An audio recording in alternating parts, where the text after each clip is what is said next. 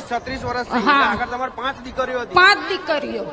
બરોબર. આ સૌથી મોટા દીકરી તમે. હા. માતાજીની માનતા રાખી પછી આ છઠ્ઠો દીકરો આપ્યો. હા, મેં ઘરે બેઠા બેઠા જ માતાજીનું પ્રવચન જોઈને જ માનતા રાખી હતી.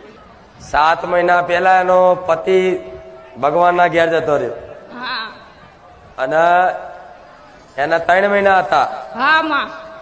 ને પછી એવી પ્રાર્થના કરી કે મારી કોઈ વારસદાર હાલ. હા માં, મેં ઘરે બેઠા બેઠા પ્રાર્થના કરી. ભલે તો તમારી પ્રાર્થના સાંભળી, મારી અરજી સાંભળી બસ. અને તમારી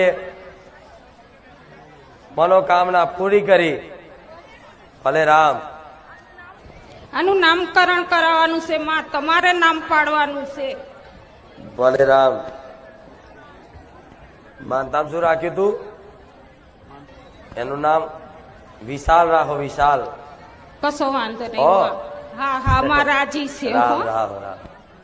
જિગ્નેશભાઈ, કાજલબેન જિગ્નેશ, 2 બેબી પર સિઝર હતું. 3જું સિઝર દિવસ હતા. 5 મહિના થયા. તમે બાધા રાખી કે માં હું તારા વ્યવહાર કરીશ, મારી છોકરીને ભણ્યો હાલશે તો હું પગાર લગાડવા અને રામ પાડવા આવીશ.